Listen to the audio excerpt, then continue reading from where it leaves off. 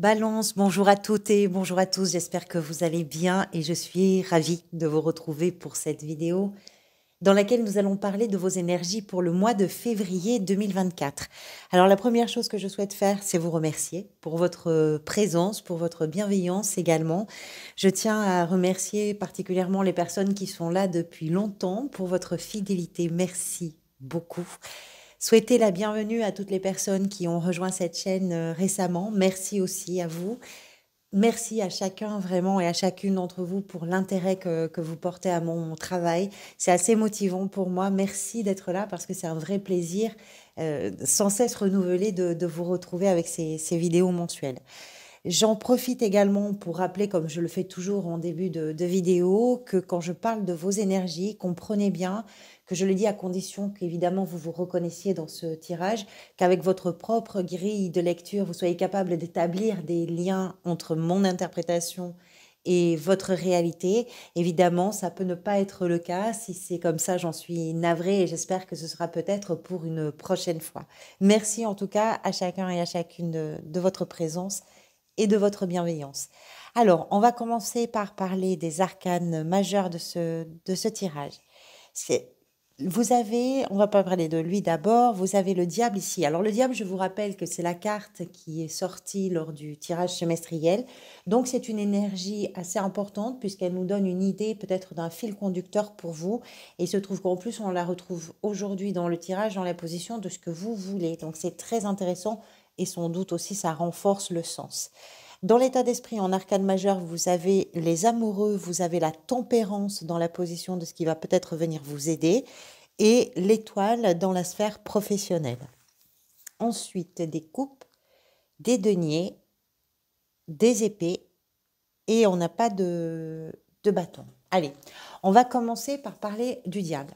Le diable, vous le savez, d'abord c'est une carte qui est assez contrastée parce qu'elle a des points positifs qui sont très positifs et des points négatifs qui sont très négatifs. En tout cas, elle est associée à des notions comme ça. Les points positifs, c'est la grande intelligence, la grande intuition, l'instinct qui sont associés à cette carte. Et dans les points, on va dire, un peu plus pesants peut-être, c'est une carte qui va nous parler de l'emprise, de la manipulation, de l'excès, de la jalousie, de l'addiction, de la passion, mais qui poussée à son paroxysme provoque des situations qui ne sont pas forcément évidentes à vivre et à gérer. Et effectivement, de tout ce qui, d'une façon ou d'une autre, peut saboter votre capacité de réflexion, votre capacité d'action, votre capacité également de décision. Donc le diable vient vous confronter, on le retrouve ici et de façon peut-être surprenante pour vous parce que c'est une façon importante, récurrente, pourquoi pas. Ce diable vient vous confronter à vos peurs, à vos inquiétudes, à vos modes de fonctionnement qui ne sont pas forcément les meilleurs, à vos dépendances, qu'elles soient affectives, qu'elles soient par rapport à un produit, à ce qui vous met sous emprise et à ce qui vous, vous empêche, je dirais, de pouvoir prendre des décisions, parler, faire des choix en toute liberté ou vivre tout simplement votre vie en toute liberté. Quand on est dépendant effectivement de quelqu'un, quand on est dépendant d'un produit ou d'un mode de fonctionnement, ou quand on est dépendant de ses émotions qui font que tout d'un coup on est tout le temps quelqu'un en colère, par exemple, c'est quelque chose effectivement qui prive un petit peu d'un quotidien ou d'une façon de vivre sereine. Vous êtes confronté à ça. Alors ce qui est bien, c'est que on retrouve cette carte dans la position de ce que vous voulez, donc on comprend bien que là, ce qui est important pour vous, c'est de vous libérer de chaînes. Le mois dernier, vous aviez l'ermite. L'ermite vous a donné une clé pour comprendre quelque chose. L'ermite vous a mis en situation de réfléchir, de faire un peu le point, de rentrer un petit peu en introspection et d'aller véritablement questionner des endroits qui ne sont pas toujours questionnés parce qu'on a plutôt tendance à se trouver préoccupé ou en tout cas remplir son temps pour passer à côté des questions importantes. Janvier vous a questionné, si ça vous parle évidemment, et le mois de mars, vous allez vers une justice, donc c'est un rééquilibrage de tout ça. Donc effectivement, C'est souvent de l'auto-sabotage. Pourquoi? Parce que ce qui est en place et qui peut ressembler à quelque chose qui a une emprise sur nous, quelle que soit cette forme d'emprise, c'est quelque chose que vous avez vous-même mis en place et c'est quelque chose que vous avez cultivé pendant un certain temps. Donc c'est pas toujours évident de s'en défaire, mais par contre, qu'est-ce que c'est bien de se rendre compte? Qu'est-ce que c'est bien de mettre son intelligence associée effectivement à cette carte au profit d'un détachement de ces carcans plutôt qu'au profit d'une manipulation intellectuelle qui permet de les conserver. L'état d'esprit, pour vous, il est représenté par deux cartes qui sont très intéressantes parce que vous avez les amoureux et la 2 de coupe. Alors, on a quand même deux cartes qui font référence à une relation. C'est difficile pour moi de vous dire que ce qui se passe pour vous en février n'est pas en lien avec une personne qui est importante pour vous. Ça peut être la personne avec qui vous partagez votre vie, ça peut être la personne avec qui vous avez un lien amoureux, un lien peut-être amical très fort ou une personne dans votre entourage, peut-être familial, pourquoi pas, mais vraiment quelqu'un de très très important pour vous en ce sens que c'est sans doute une personne auprès de qui vous trouvez un véritable soutien, qui elle-même vous apporte ou lui-même vous apporte un véritable soutien. C'est quelqu'un avec qui il y a une vraie sincérité, une vraie réciprocité des sentiments et il est possible que vous soyez dans un questionnement par rapport à ce lien qui vous unit à cette personne-là. Alors, comprenons-nous bien. Je ne suis pas en train de vous dire que tout d'un coup, vous êtes en train de vous défaire d'une addiction par rapport à une personne et que vous allez vers une rupture parce que vous hésitez sur plein de choses. Mais par contre, c'est possible. Hein, dans certains cas, c'est pas du tout impossible, d'autant qu'on a ici un roi d'épée. On va en parler dans la sphère émotionnelle et relationnelle qui est capable de prendre des décisions très franches, très assumées euh, et très, très claires et aussi éclairées. Mais il est possible que vous soyez dans un véritable questionnement par rapport à un lien qui est puissant dans votre vie, qui est important pour vous, et qu'il y ait une hésitation. Cette hésitation peut être bénéfique parce qu'elle peut permettre aussi de rétablir quelque chose qui peut permettre d'aller dans le bon sens. C'est-à-dire que au lieu de se rendre dépendant ou au lieu de rendre quelqu'un dépendant, au lieu d'aller dans une manipulation intellectuelle, au lieu euh, d'essayer d'avoir une emprise ou d'être soi-même sous l'emprise, le fait de se questionner, ça permet aussi de partager le questionnement et ça permet de pouvoir communiquer différemment. Le diable vous pousse à ça. Le diable vous confronte à ce qui vous inquiète, ce qui vous fait peur, ce qui vous fait reculer habituellement, mais quelque part un petit peu par confort personnel souvent. Parce que c'est plus confortable d'être pas bien dans une situation parce qu'on connaît ce pas bien, plutôt que d'essayer d'en sortir parce qu'on ne sait pas où on va et qu'on a encore plus peur de l'inconnu. Mais c'est un conditionnement. Donc je pense que c'est une préoccupation et des hésitations qui sont liées à une relation, véritablement une relation d'importance pour vous. La 8 de denier nous parle de ce qui s'est peut-être présenté. Eh bien, dans certains cas, vous avez fait beaucoup d'efforts et vous étiez en attente de résultats et il est possible que cette attente n'ait pas été comblée. Dans d'autres cas, il est peut-être question du fait que vous ayez procrastiné, vous vous êtes dit, bon, ben, on verra bien, on va laisser les choses se faire et puis on verra bien où ça va. Et finalement, bah, ça n'est pas allé, c'est allé nulle part peut-être. Et en tout cas, ça n'a pas donné ce que vous pouviez éventuellement espérer ou supposer que ça donnerait. Donc, la 8 de denier, suivant votre situation, nous parle de tout ce que vous avez fait avant d'en arriver à un questionnement, à un doute ou à une hésitation, ou de tout ce que vous n'avez pas fait qui amène aujourd'hui à un questionnement, à un doute et à une hésitation. Cette carte, c'est concret. Hein. Les deniers nous parlent vraiment de concrètement ce qui a été fait ou pas. Ce sont les efforts, c'est le travail sur soi, c'est la réflexion, c'est l'engagement, c'est l'idée qu'on peut améliorer une situation et qu'on va se donner vraiment les moyens d'améliorer la situation. Pourquoi pas dans le cadre d'une relation? Pourquoi pas dans le cadre d'une réflexion à mener avec quelqu'un qu'on aime très fort? C'est peut-être tout ça. Mais le fait que ce soit derrière vous, ben, en fonction de votre situation, ça nous explique que soit vraiment vous avez mis tout ce qui était possible de mettre en œuvre et vous y êtes parvenu, soit vous avez absolument évité le sujet et vous êtes complètement passé à côté, mais de façon volontaire, en vous disant on verra plus tard. Et plus tard, bah, ça vous a un petit peu rattrapé.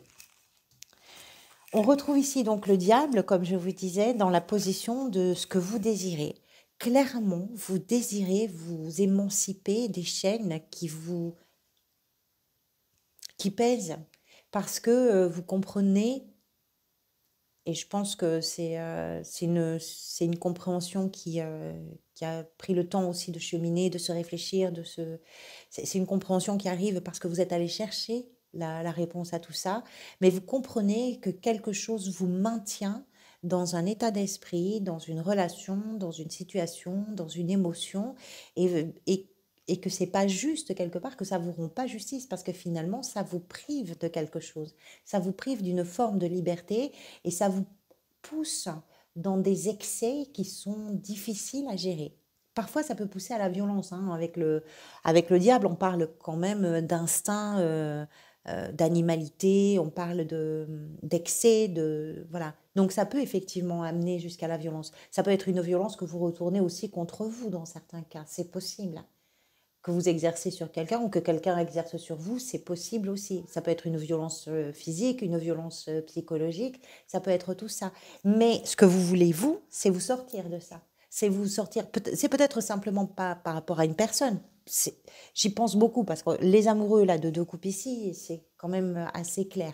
Mais si c'est pas le cas, parce que tout le monde n'est pas en couple ou tout le monde ne connaît pas non plus une relation qui est aussi importante au point d'eux, c'est peut-être quelqu'un de très solitaire, pourquoi pas. Ce dont il est question ici pour vous, c'est une question par rapport à une situation dans laquelle vous aimez vous épanouir, quelle que soit cette situation, qu'elle soit professionnelle, personnelle, j'en sais rien.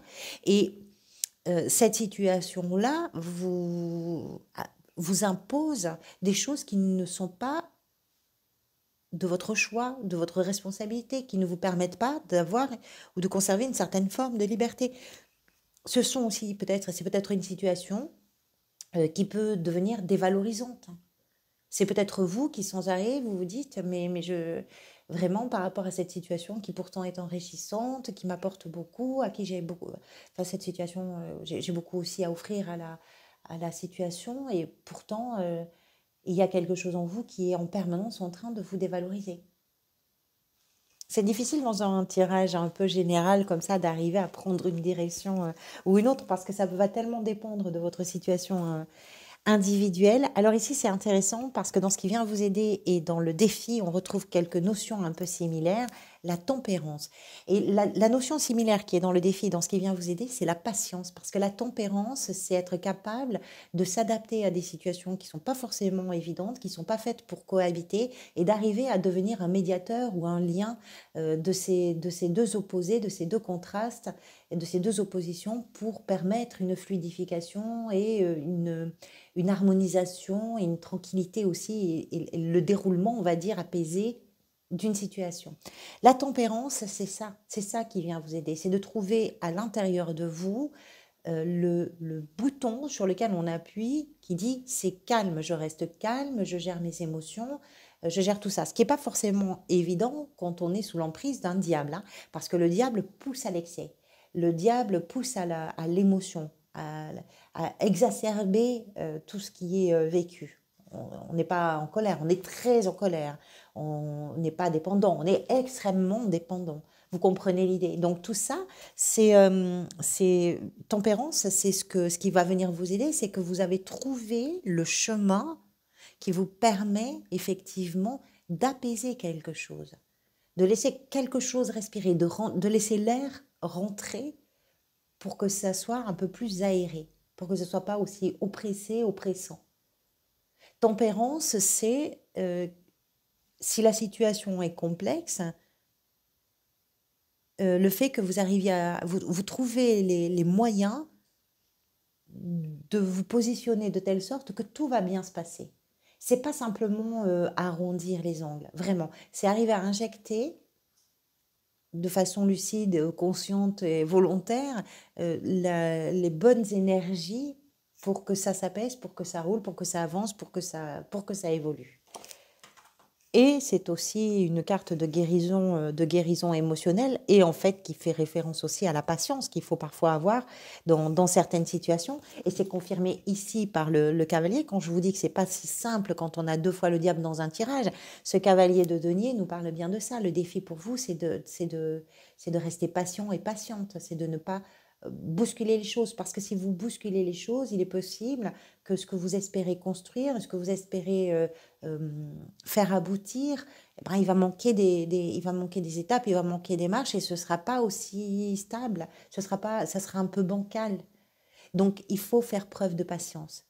Même si vous avez ce petit diable là sur l'épaule qui vous pousse à aller fort, à aller vite, à aller plus loin.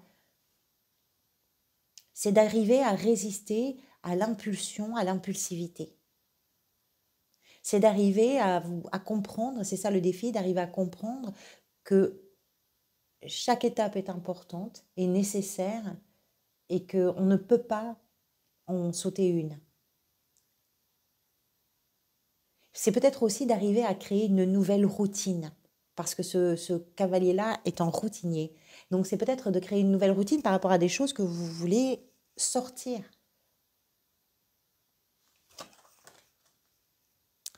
Dans la sphère professionnelle, l'étoile nous parle de l'espoir, de quelque chose qui arrive et qui est bien pour vous.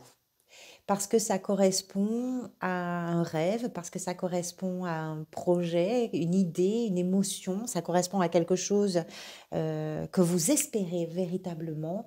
Et ça c'est vraiment une lumière peut-être dans tout ce qui se passe. Il y a dans la sphère professionnelle, quelle que soit votre situation, en activité, à la recherche d'un emploi, une gestion du quotidien, il y a quelque chose qui vous attend, quelque chose de bien, quelque chose de mieux.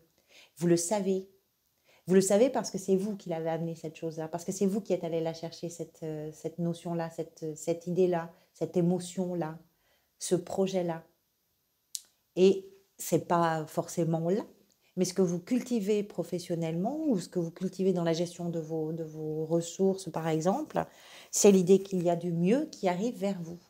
Et que le chemin que vous êtes en train de prendre, c'est le bon, parce que vous avez le sentiment d'être un peu guidé. Il y a de la créativité avec l'étoile, parce qu'il y a une notion un peu spirituelle aussi. C'est croire en sa bonne étoile, c'est savoir qu'on n'est pas seul, qu'on est un peu protégé, qu'il y a quelque chose dans la situation qui nous réconforte.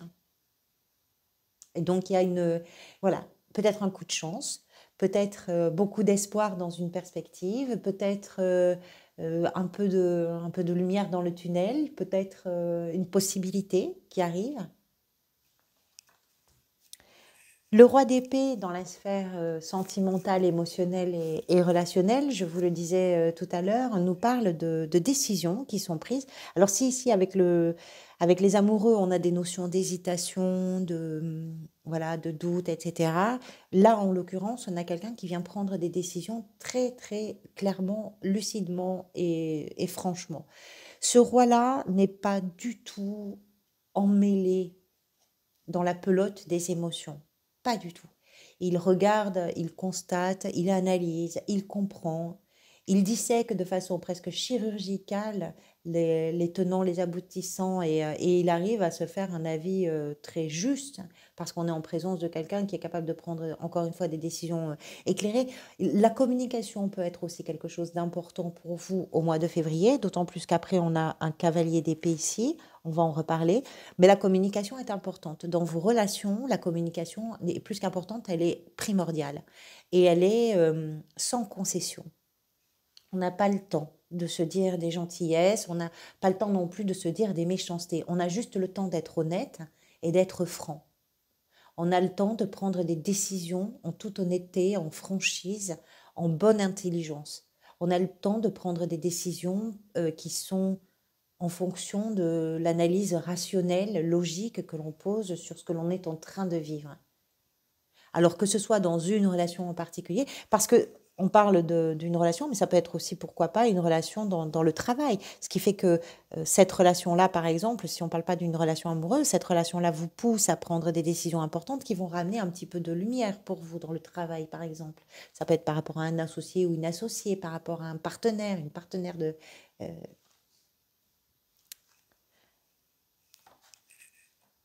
Ce qui se manifeste là, c'est clairement ça, c'est votre capacité à aller au bout des choses et à les exprimer sans que ce soit forcément toujours très délicat dans l'expression. En même temps, j'ai envie de vous dire qu'il y a quand même une certaine forme de maîtrise avec un cavalier, même si on n'est pas encore sur la maîtrise, on va dire, communicationnelle d'un roi, mais enfin, on est quand même sur une forme de maîtrise. Il aspire de toute façon à avoir cette clarté de communication, mais vous êtes peut-être sous l'emprise aussi de certains excès, de certains doutes, de certaines peurs, d'un certain conditionnement. Donc, ce qui là s'exprime pour vous, c'est je vais aller au bout de cette libération. Et en plus, je vais m'exprimer au sujet de ça. Je vais dire ce que j'ai à dire. Je vais poser les vrais mots sur les vraies questions, sur la vraie situation, sur les échanges, sur la relation, sur ce que je pense. C'est un peu ça. Alors oui, effectivement, par moment, ce cavalier peut avoir des mots blessants, par exemple. Ça, c'est possible. Mais c'est pas volontaire, c'est pas pour faire mal. C'est parce qu'il y a une énergie comme ça extrêmement dynamique, hein, il fonce véritablement. Il y a une énergie qui est inarrêtable. C'est je vais au bout. Et peut-être que aller au bout, c'est quelque chose que vous n'avez pas forcément pu faire parce que vous aviez certaines chaînes, certaines pensées limitantes, que vous étiez soumis ou soumise à une forme d'emprise. Et vous ne pouviez pas aller au bout. Et là, c'est ça qui se passe, c'est que vous allez au bout. La 7 de coupe nous parle de l'énergie qu'on trouve pour vous peut-être à la fin du mois et après vous allez vers la justice. La 7 de coupe nous parle de tous les choix qui s'offrent à vous et qui vont répondre à des attentes émotionnelles, à des rêves, à des désirs. Alors, il y a dans ces 7 coupes forcément des possibilités qui sont plus ou moins attractives, des possibilités qui vont être plus ou moins intéressantes pour vous, des chemins plus courts, des chemins plus longs, des idées meilleures que d'autres, c'est possible, mais vous avez le choix. Et c'est ça qui est important avec cette carte, c'est qu'il y a une question de choix. Le choix, forcément, vous mène à un questionnement. Le questionnement va vous amener peut-être sur le mois de mars à prendre là encore des décisions importantes et à officialiser aussi peut-être des décisions qui sont prises là entre février et mars, pourquoi pas. Mais c'est moi ce que j'aime bien avec la 7 de coupe, c'est qu'au-delà des promesses parfois pas très intéressantes qu'elle peut évoquer, c'est que je pense que ce qui est important, c'est qu'on a quelqu'un qui peut rêver. C'est pas rien d'avoir cette possibilité, cette choix, cette idée, euh, cette issue, ou voilà. Alors c'est peut-être pas le nombre de 7 pour vous, mais c'est une belle ouverture, au rêve en tout cas. Voilà pour vous. Merci beaucoup pour votre présence encore une fois. Je vous retrouve bientôt pour d'autres vidéos. En attendant, bien sûr, dans la mesure du possible, prenez soin de vous et des gens que vous aimez. Nous en avons tous besoin. Et puis, du mieux possible aussi, profitez de l'instant présent qui est très précieux. À très bientôt.